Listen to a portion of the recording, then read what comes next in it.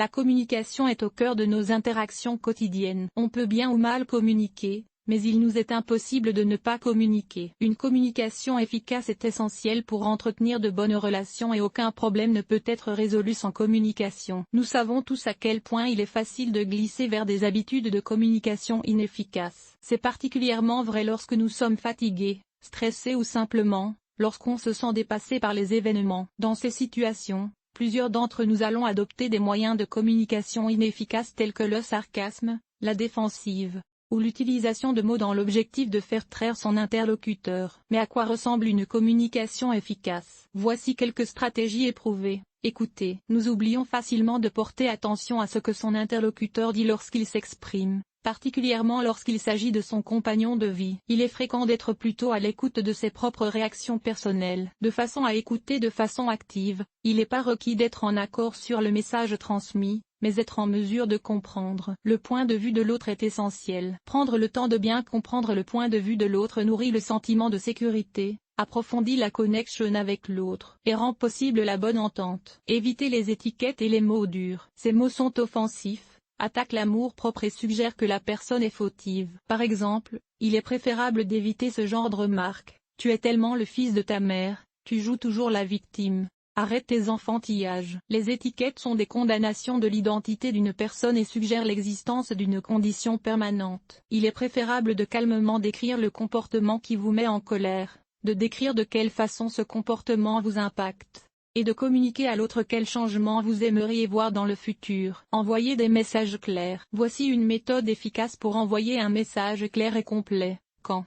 Le quand permet d'être précis sur le comportement dont vous désirez discuter. Je me sens vous permet d'exprimer quelles sont vos émotions lorsque le comportement se manifeste. Personne ne peut argumenter vos émotions puisqu'elles vous appartiennent. Parce que vous permet d'exprimer pourquoi vous vous sentez de cette façon. J'aimerais vous permet d'exprimer une demande claire et directe et d'énoncer vos besoins. L'autre personne sait maintenant exactement comment faire pour vous rendre heureux. Par exemple, au lieu de dire c'est fatigant, j'en ai assez, vous pouvez dire, quand tu rentres tard sans m'avertir, ça me met en colère et ça me blesse, parce que je ne me sens pas respecté. À l'avenir, j'aimerais que tu m'appelles pour m'informer de ton retard. Non seulement cette méthode est plus efficace, mais aussi elle décrit précisément quel comportement vous espérez pour le futur, ce qui rend possible la rencontre de votre besoin. Clairement, votre interlocuteur n'a pas à répondre à votre demande mais au moins, il a l'opportunité de s'y conformer. Il pourrait même être secrètement soulagé de savoir quelles sont vos attentes et comment les réaliser. Il est même possible que cela fasse des années que cette question reste sans réponse. Rappelez-vous que dans une relation intime, il n'y a que vous qui connaissez réellement vos besoins, espoirs, souhaits et rêves.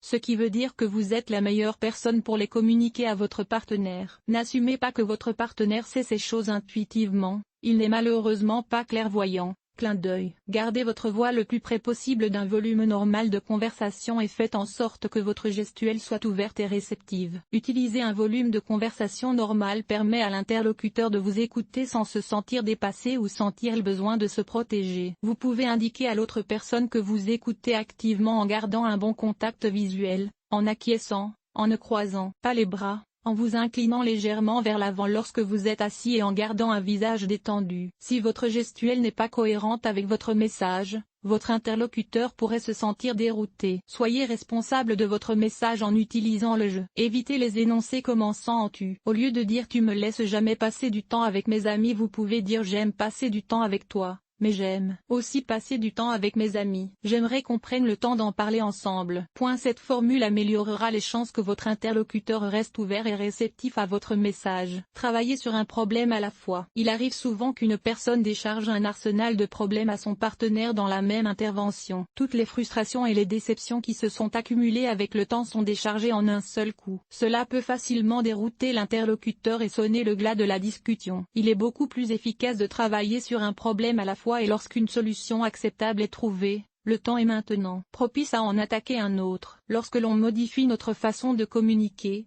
les nouvelles formules utilisées peuvent à prime abord sembler artificielles. Néanmoins, avec la pratique, elles s'intégreront dans une nouvelle normalité. Après tout, les vieilles façons de faire semblent normales uniquement parce qu'elles sont familières. Avec la répétition, Les nouvelles formules enrichissantes deviendront plus faciles à utiliser et vous permettront d'accéder à de nouveaux niveaux d'intimité et d'interrelation dans le cadre des relations qui vous sont chères. Votre vie en bénéficiera grandement. Lesquelles de ces relations allez-vous mettre en pratique? Avez-vous d'autres conseils pour améliorer vos communications? Laissez-nous un commentaire pour nous en informer. Aimeriez-vous prendre rendez-vous avec Daniela? Cliquez ici pour consulter sa biographie et entrer en contact.